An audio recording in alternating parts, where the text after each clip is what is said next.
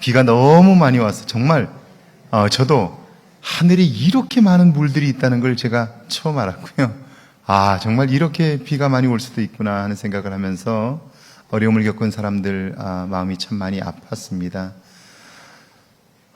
그러면서 들었던 생각은요, 우리 생각대로 안 되는구나 삶이, 그런 생각을 했고요. 어려움을 겪은 사람들에게 하나님의 큰 위로가 있으면 좋겠고요, 사랑을 나눌 수 있으면 좋겠다는 생각을 하게 되었습니다. 여러분 혹시 이런 생각 해보셨나요?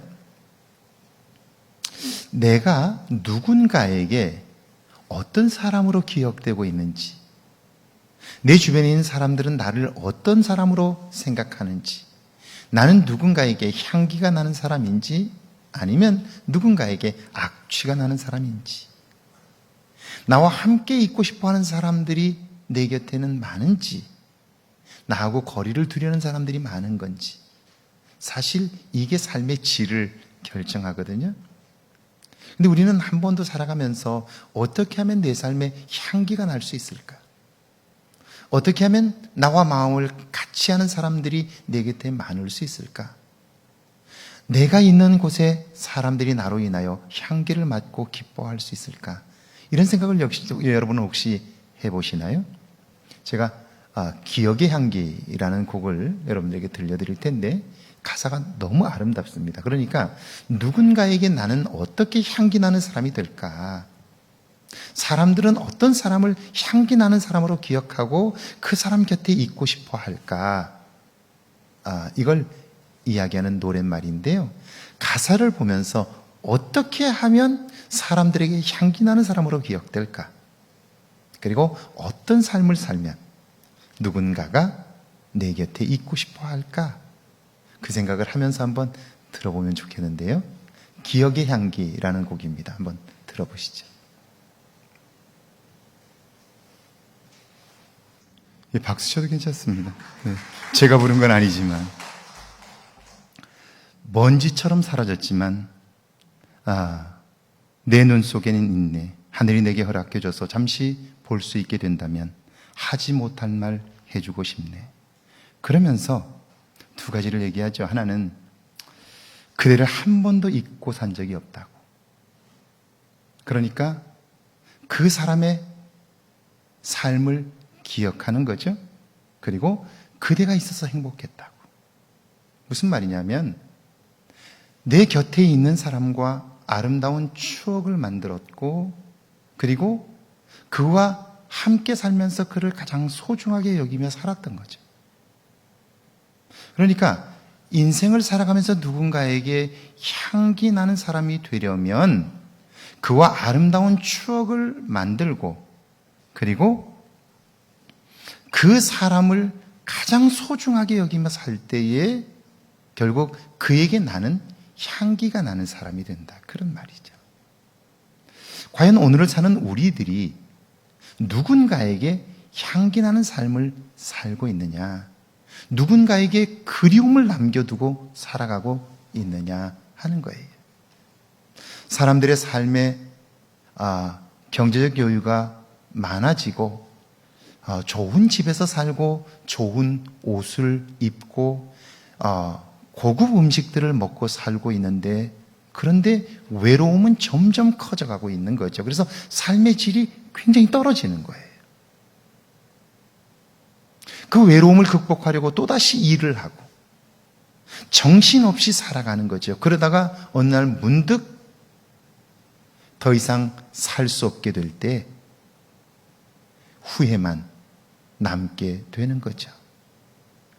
오늘 내가 부르면 언제든지 달려와 나와 함께 또 새로운 추억을 만들 수 있는 사람, 그런 사람들이 내 곁에 있다면 내 삶의 외로움은 사라질 텐데, 오늘 그 사람이 없어서 우리 모두는 다 외로움 가운데 사는 것은 아니냐 하는 거예요. 이건 아주 분명한데요, 애완동물의 수가 늘어가는 만큼 사실은 사람이 점점 그만큼 외롭다는 걸 증명하는데요, 그 외로움이 나타나는 현상들이 있어요. 그게 뭐냐면요, 그 애완동물이 내 생각대로 되지 않으면 그 애완동물을 버려요. 그래서 버려진 애완동물을 거두고 있는 곳에 가보면 얼마나 많은 지역마다 버려진 애완동물들이 많은지 몰라요. 한때 누군가의 사랑을 받았을 텐데 결국 그렇게 버려졌어요. 외로움이 극복되지 않았기 때문이죠. 자, 사람과의 관계에서 소중하게 여겨주면, 그래서 아름다운 추억을 많이 만들면 나는 그 사람에게 향기 나는 사람이 되는 것처럼 우리가 하나님과의 관계도 같은 거죠. 내 삶에서 하나님을 소중하게 여기고 하나님과의 관계를 통하여 많은 추억들을 만들어 그리움이 있다면, 그렇다면 우리는요, 하나님에게 향기 나는 사람이 되고 내 인생에서 하나님은 향기 나는 분이 되는 것이죠. 중요한 건 내가 하나님을 정말 내 인생에서 소중한 분으로 여기느냐, 마치 내가 내 곁에 있는 사람을 최선을 다해 섬김으로 나에게 가장 소중한 사람의 관계를 이루는 것처럼 내 인생에서 하나님을 그런 사람으로, 그런 분으로 여기며 사느냐 하는 거예요. 이건 인생을 살면서 내가 하나님을 소중하게 여기는 만큼 내 삶의 결정적인 순간에 얼마나 큰 영향을 미치는지 몰라요. 밑에 한번 읽어볼까요? 같이 한번 읽습니다. 유신 독재 시절 시국 기도회를 주도했다는 이유로 감옥 생활을 하게 된 목사님이 계십니다. 추운 겨울이라 손발은 동상에 걸렸고 추위는 뼛속까지 시려왔습니다. 목사님은 추위를 견딜 수 있도록 도와달라고 기도했고 성경에 나오는 불과 관련된 말씀들을 찾았습니다. 자, 보세요. 여러분이 이런 이유로 감옥에 가게 되었다면, 그래서 감옥 안에서 손발이 동상에 걸렸고 추위가 뼛속까지 시려온다면 여러분은 무슨 생각을 했을까를 한번 생각해 보세요. 어떤 생각을 했을까요? 내가 왜 바보짓을 해서 이 고생을 하나? 다른 놈들은 다 잘 살고 있는데 내가 왜 이런 짓을 해서 이 고통을 당하나? 이렇게 생각하지 않겠어요? 그리고 누구 때문이라고, 무엇 때문이라고 또 자기 자신을 비난하면서 그렇게 살지 않겠어요? 그런데 하나님과의 관계를 소중하게 여기고 하나님과의 추억을 통하여 그리움을 갖고 있는, 하나님을 신뢰하는 사람은 이때에도 이 문제를 하나님의 시각에서 보는 거죠. 계속 읽어볼까요? 함께 읽습니다. 불과 관련된 말씀들을 찾았습니다. 출애굽기 3장에 모세의 떨기나무 불꽃과 이사야 6장의 갈멜산상에 임한 불에 관한 말씀을 읽었습니다. 시작해서 누가복음 12장에 나오는 내가 불을 던지러 왔노라는 말씀을 읽었고 사도행전 2장에 나오는 성령의 불이 강림하는 부분에 도착했습니다. 4절쯤 읽을 때 목사님은 몸에 어떤 변화를 느끼기 시작했고 자신도 모르는 사이에 추위가 사라졌습니다.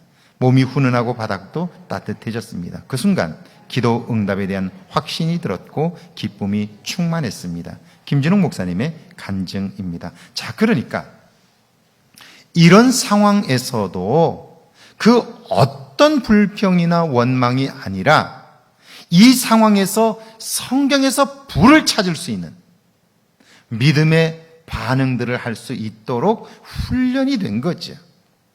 하나님에 대한 믿음이 있었던 거죠. 그리고 이 믿음이 이 상황에서도 또 다른 하나님의 사건을 경험할 수 있게 하는 것이죠. 그러니까 똑같은 상황에서도 누구는 하나님의 은혜를 경험하는가 하면 똑같은 상황에서 누구는 불평과 원망을 하는 거예요. 그러니까 받은 은혜가 달라서 삶이 불행해지고 행복해지는 건 아니라는 거예요. 똑같은 은혜를 입어도 그 받아들이는 마음에 따라서 그것으로 인하여 기뻐할 수도 있고 원망할 수도 있다. 그런 것이죠. 그러니까 결국 우리가 믿음 안에서 성장해야 하는 이유는 뭐냐면 하나님이 우리에게 준 은혜가 만약에 100이라면 우리의 믿음의 크기만큼밖에 받은 은혜를 발견할 수 없는 거예요. 그 은혜를 발견하지 못하는 사람이 불신의 사람들이고 그래서 그들은 불평과 원망 속에서 사는 거예요. 100을 받았음에도 불구하고. 그런데 믿음이 성장하면 할수록 5를 발견한 사람이 10으로, 10을 받은 사람이 20으로, 20이 30으로, 30이 50으로, 50이 70으로 그 받은 은혜들을 발견하면서 그만큼 그의 삶은 풍요로워지게 되는 것이죠. 그래서 어떤 상황을 만나도, 똑같은 상황을 만나도 그때 주시는 특별한 은혜들을 발견하고 기뻐하게 되고요. 또 다른 성장을 경험할 수 있게 된다는 거죠. 그래서 변화는 훈련이 필요하며 지속적이어야 한다. 자, 매일 매 순간 어떤 상황에서도 하나님을 만나며 나의 내면이 성장하는 삶, 이것을 영적인 삶이라고 말하는데, 이 영적인 삶은 아주 구체적이에요. 내 삶에서 경험되기 때문에 아주 구체적이에요. 자, 변화는 훈련이 필요하며 지속적이어야 합니다. 그 밑에 한번 같이 읽어볼까요? 함께 읽습니다. 성경이 말씀하는 변화란 하나님의 만져주심으로 시작되지만 반복되는 훈련을 통해 지속적으로 성장하는 것입니다. 세왕 이야기의 저자 진 에드워드는 성장은 곧 깨어짐이라고 말합니다. 뭐라고요? 우리가 성장한다는 것은 뭐다? 깨어집니다. 뭐가 깨어지는 거예요? 나 자신의 생각으로 굳어진 나의 내면이 깨어지는 거예요. 편견과 아집 속에 사로잡힌 나 자신이 깨어지는 거예요.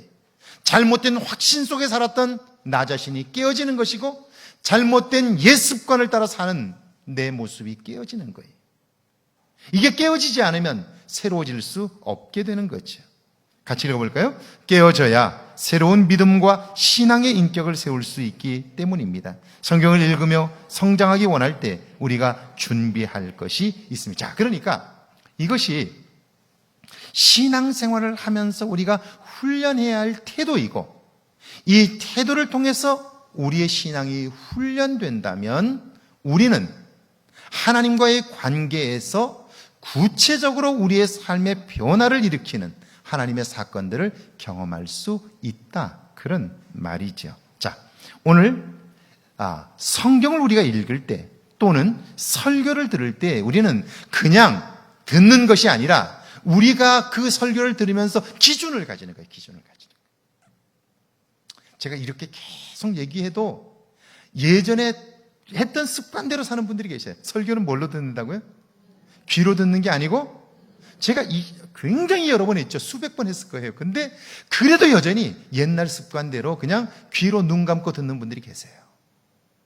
근데 이 습관 하나 고치는데 정말 어려워요. 자, 저를 한번 보실래요? 저를 한번 눈으로 보세요. 설교는 뭘로 듣는다고요?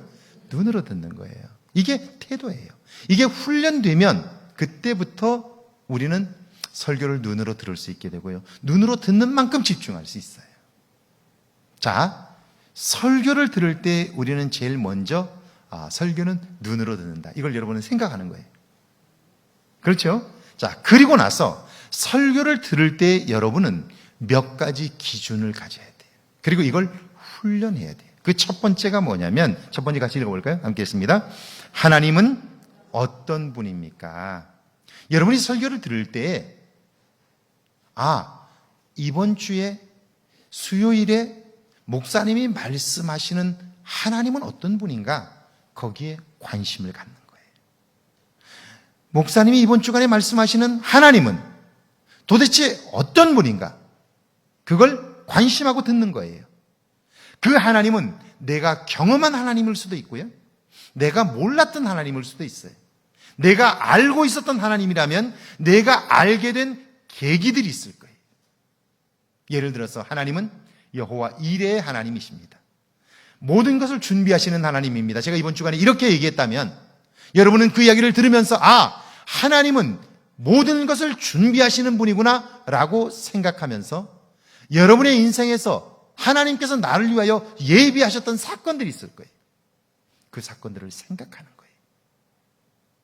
그러면서 하나님은 내 인생에서 이렇게 준비하셨어 라고 생각하게 되면 여러분은 그 하나님에 대한 생각으로 오늘 내가 문제라고 여기는 것을 볼 수 있게 되고요, 그 전에는 문제밖에 보이지 않았는데 그 말씀을 듣고 그 하나님을 발견하고 나면 오늘 문제였던 그 사건 속에 담긴 하나님의 준비하심을 발견하게 되면 미래에 새롭게 여실 하나님을 기대할 수 있게 되는 것이죠. 할렐루야.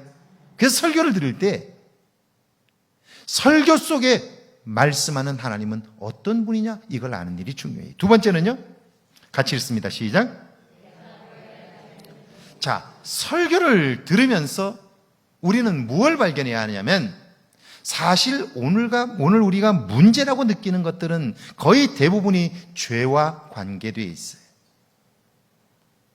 과거의 옛 습관이라고 하는 것도 죄와 관계되어 있고요. 우리가 오늘 문제밖에 보지 못하는 것도 죄와 관계되어 있고요.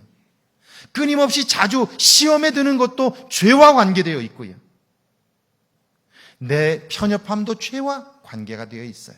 그러니까 오늘 우리가 건강하게 살지 못하는 이유는 뭐냐면 바로 내 삶이 죄와 연결되어 있기 때문이에요. 그러니까 설교를 들으면서 그 말씀 속에서 내가 발견해야 할 죄는 무엇인가?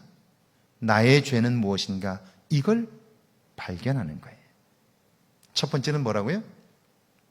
설교를 통하여 말씀하시는 하나님은 어떤 분인가? 두 번째는요, 그 말씀 속에서 내가 발견해야 할 죄는 무엇인가? 이걸 기억하는 거예요. 그래야 나를 돌아볼 수 있는 거예요. 나를 성찰할 수 있는 거예요. 나의 죄의 사슬에 묶여 있으면서 내가 변화될 수는 없어요. 내 몸이 죄에 묶여 있는데 내가 거기에서 벗어날 수는 없잖아요. 그 나를 묶은 죄의 사슬을 끊어야 이제 내가 한 걸음이라도 나아갈 수 있기 때문에 내가 무엇에 묶여 있는지를 아는 일이 중요한 거죠. 세 번째요. 같이 읽어볼까요? 시작. 자, 설교를 통해서 우리가 발견해야 할 것은 나 자신의 죄에 묶인 모습도 발견해야 하지만 예수님께서 의인을 구하러 오신 것이 아니라 죄인을 구하러 오셨다라고 하면 죄에 묶여 있는 우리를 찾아오신 거예요. 그리고 예수님은 네가 죄에 이렇게 묶여 있어. 그러니까 네 힘으로 죄의 사슬을 끊고 나와. 그렇게 말씀하신 분이 아니에요. 내가 죄의 사슬을 끊어줄 텐데 이제 너는 나를 믿는 믿음으로 죄의 사슬이 끊어졌다는 사실을 믿고 주의 이름으로 사슬을 끊고 다시는 죄의 종로로 타지 말라라고 말씀하셨어요. 그러니까 죄의 사슬은 내 노력으로 끊는 게 아니고요. 내 능력으로 끊는 게 아니고요. 하나님의 약속의 말씀으로 끊는 거예요. 예수의 이름으로 끊는 거예요. 아멘이시죠? 그런데 문제는 뭐냐면 하나님의 말씀에 대한 신뢰가 없으면, 이 말씀을 믿는 믿음이 없으면 예수님께서 우리의 죄를 끊어주셔도 우리는 다시 스스로 그 죄의 자리로 돌아가요. 왜냐하면 그 말씀에 대한 확신이 없기 때문에 그래요. 나를 믿는 자는 죽어도 살겠고 무릇 살아서 나를 믿는 자는 영원히 죽지 아니하리니 이것을 내가 믿느냐라고 말씀하셔요. 나를 믿는 자는 죽어도 살겠고. 자, 믿음으로 말미암아 우리는 영원한 생명을 얻는 거예요. 이게 약속이에요. 그런데 사람들은 이 약속을 온전히 붙잡지 못하니까 내가 뭔가 교회 안에서 봉사를 좀 할 때에, 기도 좀 할 때에는 내가 영원한 생명을 얻은 것 같아요. 그런데 그러지 못할 때는 내가 구원받지 못했다고 생각하는 거예요. 그러니까 구원받았다가 못 받았다가 이렇게 되는 거예요. 죄에서 벗어났다가 죄인 되었다가 이렇게 되는 거예요. 그러니까 계속해서 왔다 갔다만 하지 성장을 하지 못하는 거예요. 오늘날 많은 그리스도인들이 그래요. 교회는 정말 오래 다녔는데 신앙은 성장하지 않아요. 왜 그럴까요? 하나님의 약속을 믿는 믿음의 능력이 없기 때문에 그런 거죠.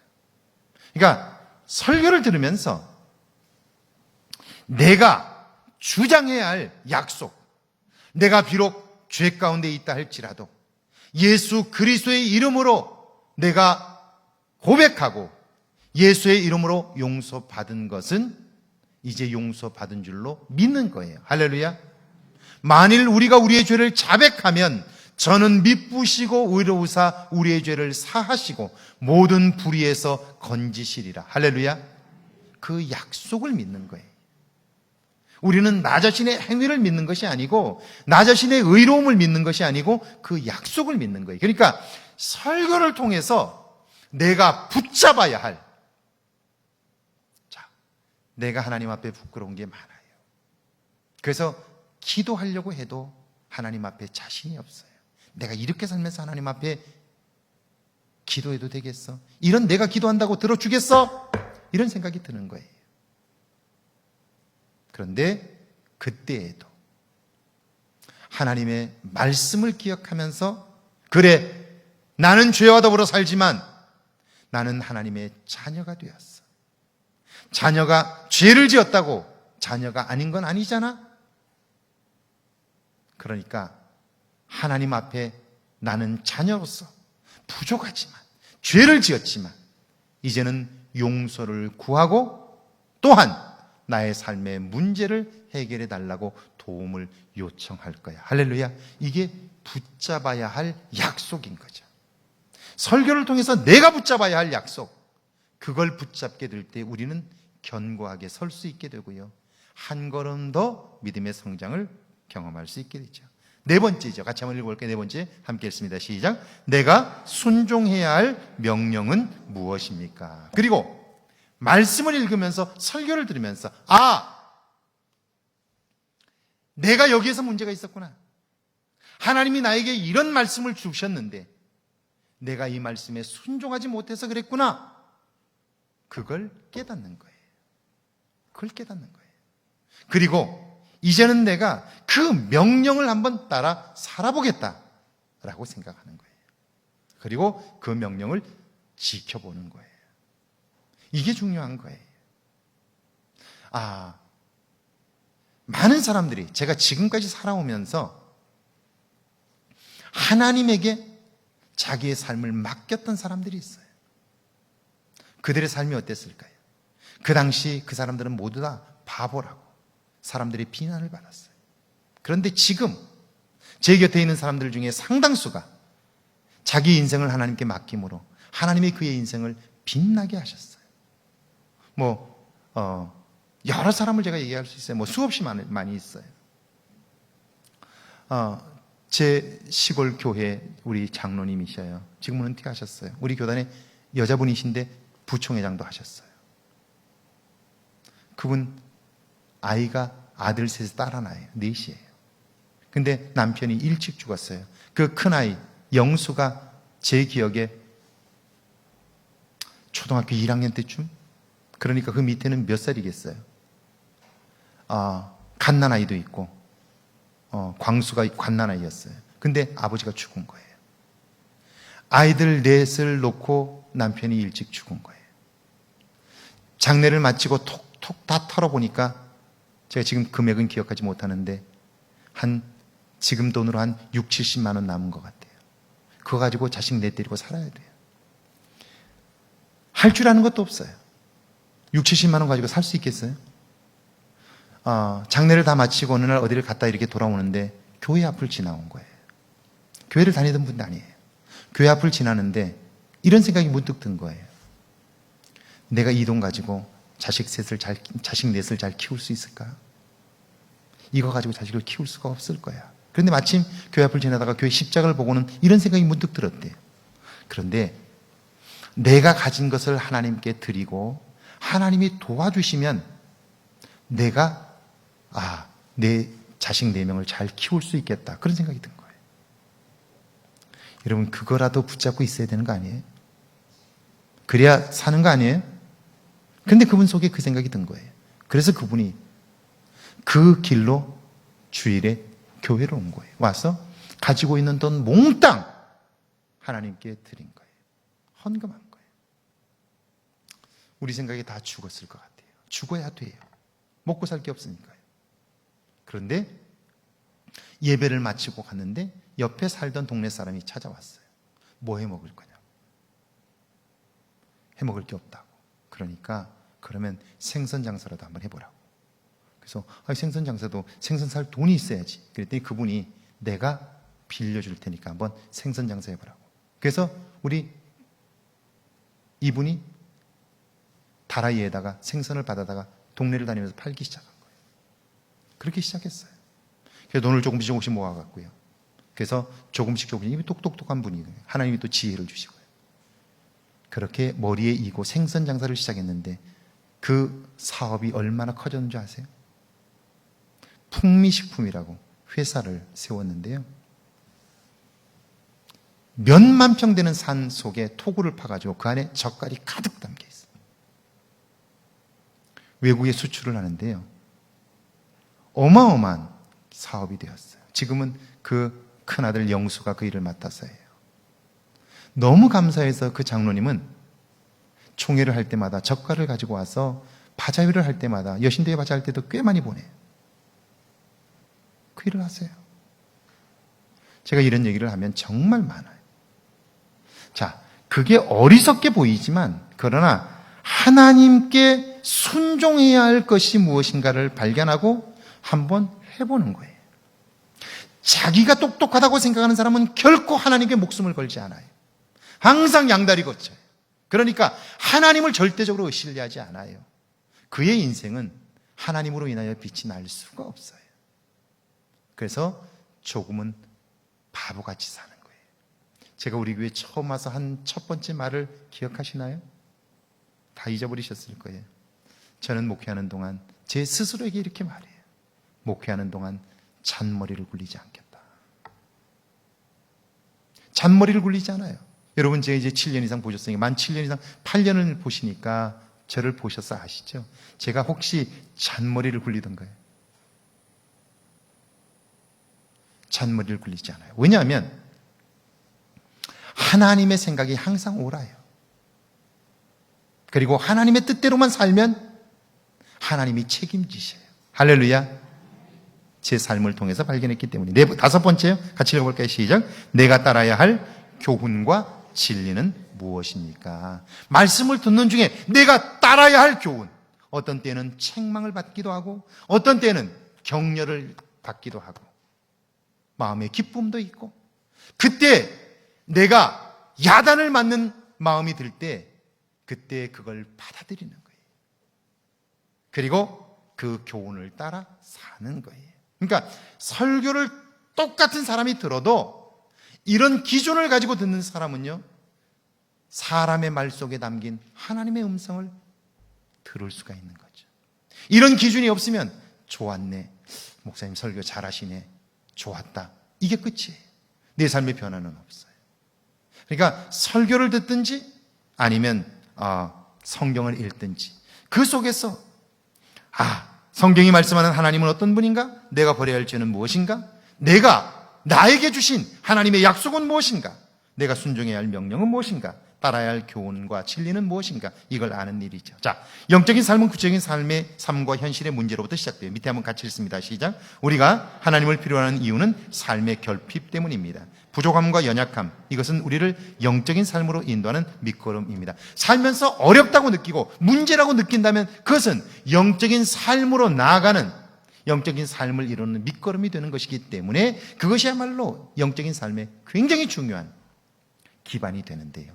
사람들은 이걸 잘 알지 못해요. 여기 한번 보세요. 2절 한번 같이 읽어볼까요? 함께 읽습니다. 시작. 너희는 맞은편 마을로 가라. 그리로 들어가면 곧 아직 아무도 타보지 않은 나귀 새끼가 매어 있는 것을 보리니 끌고 오라. 예수님께서 제자들에게 하신 말씀이에요. 그런데 이 말씀을 따라 순종하는 일이 쉬워요, 어려워요? 자, 여긴 지금 나귀라고 되어 있는데 오늘날로 말하면 남의 집에 가서 소 한 마리 끌고 오라는 거나 똑같아요. 남의 집에 가서, 여러분 지금도 소 한 마리가 얼마나 비쌉니까? 근데 이 당시로 보면 나귀가 굉장히 귀한 거거든요. 남의 집 울 안에 묶여있는 소 한 마리 끌고 오라. 예수님께서 그렇게 말씀하시는 거예요. 갈 수 있어요, 없어요? 이제 어려울 땐 대답을 안 해요. 네. 쉬워요, 어려워요? 왜 어렵죠? 자, 왜 어려운가를 생각해 보세요. 왜 어려워요? 왜 어렵냐면 내 생각이 앞서기 때문이에요. 여러분 자녀들에게 심부름 시켜보셨나요? 심부름 시켜보셨죠? 이쪽 동네 안 시켜봤어요? 심부름. 애들 심부름 시켜봤어요? 안 시켰어요? 여러분이 아이들에게 이렇게 얘기했어요. 야야야, 가서 두부 한 모 사와라. 이렇게 얘기했어요. 두부 한 모 사와라. 조금 더 큰 거 시킬까요? 요즘 습기가 많으니까. 제습기 하나 사와라. 이렇게 얘기했어요. 제습기. 그랬더니 아들이 말은 안 하고 속으로 이렇게 얘기해요. 아니, 제습기가 한두 푼이야? 내가 무슨 돈이 있어? 아니, 엄마는 도대체 정신이 있는 거야, 없는 거야? 아니, 내가 돈이 없는 걸 뻔히 알면서 나한테 제습기 사오라고? 제습기가 적어도 한 30만 원 가는데 내가 30만 원 어디 있어? 이렇게 생각하면 갈 수 있어요, 없어요? 못 가는 거예요. 그런데 이 아들은 엄마가 제습기 사오라 라고 할 때에는 돈을 주신다, 그 말씀이구나, 이렇게 믿는 거예요. 그러면 가요, 못 가요? 신발 신고 나가면서 뭐라 그래요? 돈 줘. 그럼 엄마가 돈 준다고요. 근데 자기 스스로가 내가 무슨 돈이 있어? 아니, 엄마는 지금 정신이 있어, 없어? 그러면서 자기 스스로 나에게 내 돈으로 사오게 한다고 확신을 하게 되면 그때부터 뭐라면 엄마 나 배 아파서 못 가. 엄마 나 다리 아파서 못 가. 엄마 나 허리 아파서 못 가. 이렇게 얘기하는 거예요. 핑계 대는 거예요. 왜요? 자기 돈이 없다고 자기 스스로 판단했기 때문에. 지금 가서 남의 집 나귀를 풀어오라 그러면 이거 풀어오다가 딱이 맞으면 어떡하지? 경찰 부르면 어떡하지? 이 생각이 드는 거예요. 위험한 거예요. 그러니까 믿음으로 행한다고 할 때 거기에는 반드시 위험이 있어요. 왜냐하면 하나님이 하시는 일은 우리의 생각보다 더 크고 놀랍기 때문이에요. 그걸 우리가 판단하면 시험에 들 수밖에 없어요. 시험에 들 수밖에 없어요. 그러니까 믿음에는 뭐가 필요하다? 용기가 필요하다. 그 용기는 어디서 오는 거냐면 믿음으로부터 오는 거예요. 주님이 하라 말씀하시면 주님의 그 말씀 속에는 책임이 따른다. 내가 책임진다 하는 말씀이지 그 믿음이 있어야 하는 거죠. 할렐루야. 할렐루야. 자, 그러려면 이렇게 생각하면 돼요. 하나님께서 나에게 하라 하시면요, 그래, 예수님께서 책임 안 지면 내가 받은 은혜가 얼마나 큰데 내 돈을 내서라도 그거 하면 되지, 이 마음 먹으면 쉬워요. 내가 받은 은혜를 생각하고 그까짓 것 내가 하면 되지, 이렇게 생각하면요, 그 일은 쉬워지고 그리고 예상치 못했던 은혜는 배나 더 커져요. 예상치 않았는데 주님의 은혜를 발견하고 나면 더 큰 은혜를 경험하게 되는 거예요. 할렐루야. 할렐루야. 정말 그래요. 정말 그래요. 목회를 하다 보면요, 헌금해야 할 일들이 많아요. 그러니까 사실은 본의 아니게 헌금을 해야 될 때가 참 많아요. 그런데 사실은 돈은 별로 없잖아요, 목회자가. 그러면 믿음으로 해야 할 때가 참 많아요. 그래서 어려움을 겪는 목사님들도 꽤 있어요. 그러나 제가 솔직히 고백하기는 지금까지 살아오면서 하나님, 제가 할게요. 받은 은혜가 얼만데 제가 할게요 라고 생각해서 제가 믿음으로 했을 때 하나님은 한 번도 제 것 떼어먹은 적은 없어요. 할렐루야. 그리고 내게 배나 더 큰 기쁨들을 주셨어요. 자, 3절이죠. 같이 한번 읽어볼게요. 3절 함께 읽습니다. 만일 누가 무슨 말을 하거든 주가 쓰시겠다 하라. 그리하면 즉시 보내리라. 행함이 있는 믿음은 선택하는 거예요. 예수님의 이 말씀을 믿을 거냐, 내 생각을 믿을 거냐, 이걸 선택하는 거예요. 그러니까 내 생각을 포기하고 주님의 말씀을 선택하는 일들이 하나씩 늘어나면서 우리의 믿음이 성장하는 거예요. 그러니까 시도하지 않으면 믿음은 절대로 성장하지 않아요. 자, 제가 우리 교회에 와서 제자반을 하고 사역반을 했어요. 그 훈련을 할 때에는 모이는 사람들이 은혜가 충만했어요. 왜냐하면 지난 한 주간 어떻게 살았습니까? 삶을 이야기해 보십시오. 이렇게 살았습니다. 그렇게 살지 말고 이렇게 살아야죠. 책을 같이 읽읍시다. 이거 어땠냐고 나누고 하면서 듣어요. 자기를 돌아보았어요. 그리고 배운 만큼 시도해봤어. 왜? 숙제를 계속 내주니까. 그런데 사역반이 끝나고 났더니 그때는 힘들다, 어렵다, 너무 힘들다, 못하겠다 그러더니 끝나고 나니까 그때가 좋았대. 그때가 좋았대. 왜 그때가 좋고 지금은 안 좋을까요? 이거 뭘까요? 문제는 그때는 억지로라도 하나님의 말씀대로 살아보려고 노력했어요. 시도했어요. 그런데 그 훈련을 마치고 나니까 이제는 내가 스스로 그 시험을 해야 되는데, 시도를 해야 되는데 하지 않으니까요, 신앙이 나태해지고요, 옛 모습으로 돌아가게 되는 거죠. 자, 4절 한번 읽어볼까요? 4절 함께 있습니다. 이는 선지자를 통하여 하신 말씀을 이루려 하심이라. 우리가 주님의 말씀을 선택해야 하는 이유는 뭐냐면 성경의 예언 때문이에요. 그러니까 주님이 말씀하신 것은 성경에 있는 말씀들을 이루려 하신다는 거예요. 오늘도 똑같아요. 오늘 주님이 우리에게 말씀을 주신다면 그 이유는 뭐냐면 그 성경에 있는 말씀이 오늘도 동일하게 이루어진다는 사실을 우리에게 알려주기 위해서, 할렐루야, 알려주기 위해서 주님은 우리에게 말씀하시는 거죠. 자, 여기 한번 6절과 7절 한번 같이 읽어볼까? 함께 했습니다. 제자들이 가서 예수께서 명하신 대로 하여 나귀와 나귀 새끼를 끌고 와서 자기들의 겉옷을 그 위에 얹으며 예수께서 그 위에 타시니, 끌고 왔더니, 끌러갔더니 주인이 아니 왜 남의 걸 가져가냐고. 그래서 주님이 쓰신다고 했다고. 그래서 주인이 아무 말도 하지 않는 거예요. 그래서 끌고 왔어요. 아하, 그때 지혜로운 사람은 깨닫는 거예요. 갈 때까지 두려웠어요. 가서 주인이 뺨 때리면 어떡하지? 경찰에 신고하면 어떡하지? 이런 생각을 가지고 갔는데 주님이 말씀하신 대로 주님이 쓰시겠다 하니까 주인이 순순히 내놓은 거예요. 아하, 내 생각이 틀렸구나. 내 생각이 틀렸구나. 이걸 깨닫는 거예요. 그리고 그 다음에 내 생각이 앞설 때에 내 생각을 포기하는 거예요. 포기하는 거예요. 그리고 한 번, 두 번 포기해 보면 주님의 말씀대로 되는 걸 발견하면 그 다음부터는 어때요? 점점 쉬워지는 거예요. 제가 길눈이 굉장히 어둡습니다. 운전을 하면요, 계속 갔던 길을 또 돕니다. 그러니까 한 바퀴만 돌면 방향 감각이 없어져요. 그러니까 낯선 곳을 가면 반드시 거의 99% 제가 길을 헤맵니다. 그러니까 동네에 싹 들어가서 한 바퀴를 쫙 돌고 나오면 분명히 이쪽으로 가야 고속도로가 나올 것 같아요. 근데 표지판은 이쪽으로 돼 있어요. 처음에는요, 제가 제 자신을 믿고 표지판을 믿지 않고 보지도 않고 제 생각대로 오른쪽으로 갔어요.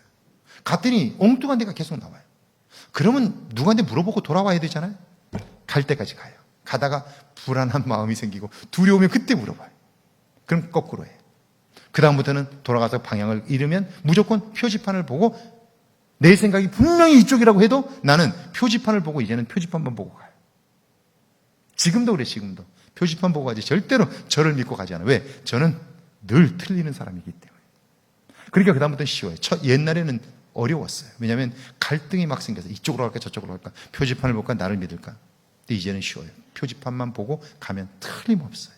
나를 믿고 가면 틀려요. 자, 여기 보세요. 영적인 사건을 경험하게 되는 거죠. 말씀대로 되어졌어요. 자, 보세요. 그래서 사도행전 3장에 보면 베드로가 성전에 기도하러 갈 때에 나면서부터 안진뱅이 된 자를 만났어요. 구걸하는 걸 보았어요. 자, 이때 베드로가 보여준 모습이 믿음의 모습인데, 저는 저와 여러분들이 이런 믿음의 모습이 있으면 좋겠어요. 베드로가 이렇게 말합니다. 은과 금은 내게 없거니와. 지금 그 사람이 뭘 달라고 그랬어요? 은과 금을 달라고 그랬어요. 돈 달라고 그런 거예요. 근데 나에게 돈이 없어요. 그러면 전에는 어떻게 했나요? 전에는 돈이 없으면 자기 자신을 비난하든지, 네가 지금 나이가 몇 살인데 그거 돈 몇 푼 줄 것도 없느냐고, 너 인생 그렇게 살아가고 되겠냐고 나 자신을 비난하든지, 아니면 에이 저 사람 저거 내가 돈 줘봤자 다 술이나 먹고 그럴 거야, 그러고 그냥 무시하고 갔든지, 아니면 재수 없다고 하든지 그러고 지나갔을 거예요. 그런데 자, 영적인 삶을 사는 베드로는요, 그 사람이 구하는 것, 그건 자기에게 없어요. 내게 은과 금은 없거니와, 그래서 아무것도 할 수 없는 게 아니라 내게 있는 것을 내게 주노니 곧 나사렛 예수의 이름으로 일어나 걸으라. 할렐루야. 그리고 팔을 잡아 일으켰다는 거예요. 그랬더니 일어나 걷고 뛰며 하나님을 찬송했더라. 할렐루야. 자, 이런 거예요. 이런 거예요. 누군가 나에게 도움을 요청하거나 아니면 교회에 왔는데 내 집에서 아파트에서 엘리베이터에서 누구를 만났는데 얼굴이 안 좋아 보여요. 내가 의사도 아니고 치료해 줄 수도 없고 내가 돈이 많아서 그를 병원에 입원시킬 수도 없고 그럴 수 없어요. 그러나 내게 있는 것이 있어요. 그게 뭐죠? 예수의 이름이에요. 그의 손을 따뜻하게 잡아주고 어디 힘든 일이 있냐고 어디 아프냐고 요즘 어디가 아프고 그렇다고 그러냐고 내가 기도하고 있다고 가능하다면 내려서 한쪽에서 그를 붙잡고 기도해 줄 수 있다면 기도해 주고요. 그리고 진심으로 그와 헤어진 다음에 그 사람을 위하여 기도하고요. 결국 이게 나로 하여금 내 인생에 향기가 나게 하는 거예요. 그 사람에게는요, 사실은 오늘 모든 사람들이 다 외로움을 겪고 있기 때문에 누군가의 따뜻한 손 한번 잡아줌이 그에게는 큰 힘이 될 수 있어요. 용기가 될 수 있어요. 내일 새벽에 할 얘기인데 미리 여러분 오신 분들 들으시면 돼요. 소프트뱅크의 손정희 회장이 야후닷컴이라고 하는 회사를 하면서 그게 버블이 꺼지면서 어마어마한 손실을 봤어요. 회사가 부도 직전이에요. 그래서 점심을 먹을 식사값이 없어가지고 가까이 지내던 친구들에게 전화를 해요. 좀 만나서 점심 한 끼 사달라고. 근데 돈이 있을 때는 그렇게 다가오더니 돈이 없으니까 사람들이 만나주질 않아요. 그런데 중국에 투자했던 일들이 잘 되기 시작하면서요, 갑자기 회복을 해서 옛날의 명성을 다시 찾았어요. 어마어마한 돈을 벌었어요. 그가 그 돈을 벌고 나서 제일 먼저 한 일이 뭔지 아세요? 그는 호텔에 들어가가지고요, 자기가 어려웠을 때 도와줬던 밥 한 끼씩 샀던 사람들의 이름을 다 적습니다. 20명 정도의 이름을 적어요. 그리고는 그 다음날 해가 뜨고 은행 문을 열자마자 그 20명에게 전부 다 10억씩을 다 쏘아줬어요. 10억씩. 별로 감동이 안 되네. 그때 밥 한 끼만 샀더라면 10억이 내 통장에 들어오는데. 정말로요. 그리고 그때 그가 깨달았다고 그래요. 나는 이제부터 빈손에서 시작했으니까 나를 도왔던 이 20명에게 10억씩을 다 주고, 그리고 내 회사에서 번 돈을 전부 아내에게 맡기고. 왜냐하면 아내가 나 이제 빈털터리가 되었고 누구도 나를 알아봐 주지 않는데 정말 너무 힘들다 그랬더니 아내가 딱 한마디 이렇게 해줘요. 당신 걱정하지 마. 내가 식모살이에서라도 당신 먹여 살릴 테니까 걱정하지 마. 그랬다는 거예요. 근데 그 말이 그에게는 너무너무 큰 힘이 된 거예요. 그래서 다시 회사가 정상화되고 돈을 벌자마자 그는 회사의 모든 것을 다 자기 아내에게 넘겨주고요. 나 매달 용돈 줘. 필요한 만큼 당신이 쓰고 모든 재산권은 다 당신이 결정하라고. 아내에게 재산권을 다 넘겼다는 거예요. 그리고 그때 점심이라도 한 끼 산 사람들에게는 10억씩을 그냥 다 보냈다는 거예요. 자, 여기 11절 한번 같이 읽어볼게요. 함께 있습니다. 무리가 이르되 갈릴리 나사렛에서 나온 선지자 예수라 하니라. 믿음으로 행할 때는 반드시 비난하는 사람들이 있어요. 내가 믿음으로 살려고 할 때 비난하는 사람이 있어요. 그 소리를 크게 들으면 우리는 믿음으로 살지 못해요. 제가 신학교 간다고 했을 때 제 주변에 있는 사람들마다 전부 그랬어요. 언제 졸업할 거냐, 언제 목사가 되고 누가 학비는 될 거냐, 전부 다 그랬어요. 그 사람들은 학비도 한 번 보태주지도 않아. 근데 그런 말만 해. 그런 소리 귀 기울일 필요 없어요. 저는 제가 고등학교를 갈 때도 우리 동네 저를 아끼는 사람들, 저희 동네 분들이 전부 다 그랬어요. 졸업도 못할 건 뭐하러 가냐고. 그러면 학비를 좀 대주면 되잖아. 자기가 대주지도 않아. 그러면서 그런 소리를 해요. 근데 지금도 저희 동네에서는 제가 제일 공부를 많이 했어요. 아멘을 안 하시는군요. 자, 밑에 한번 같이 읽어볼까요? 함께 읽습니다. 시작. 영적인 삶은 오늘 우리의 삶과 분리될 수 없고 믿음의 응답으로 영적인 삶은 경험되는 거예요. 믿음으로 응답하는 거예요. 기도하죠.